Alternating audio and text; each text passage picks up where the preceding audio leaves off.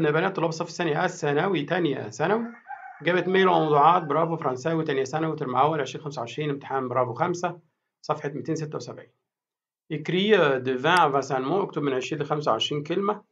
dans ce sujet في هذا الموضوع utilise les éléments suivants استخدم العناصر التالية. écris un mail à ton ami pour expliquer l'itinéraire pour arriver à ta maison.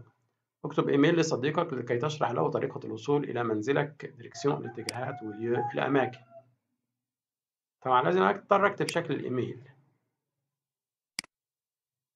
de رامي من رامي عجون الموضوع بتاعها أوبجي اللي هو قال l'itinéraire pour arriver à ma maison. l'itinéraire pour arriver à ma maison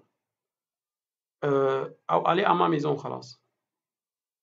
prends le métro خذ المترو. descends à la station رمسيس انزل محطة رمسيس.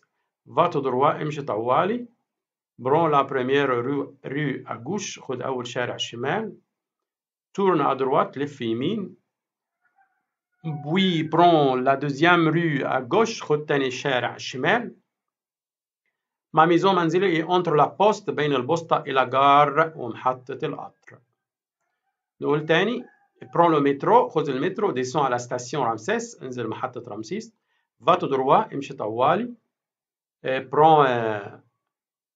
prends la première rue à gauche خذ أول شارع شمال. tourne à droite لف يمين استدر يمين. puis prends la deuxième rue à gauche خذ تاني شارع شمال. ma maison est entre منزلي بين la poste إلى gare البوسطة أو البريد ومحطة القطر. شكرا.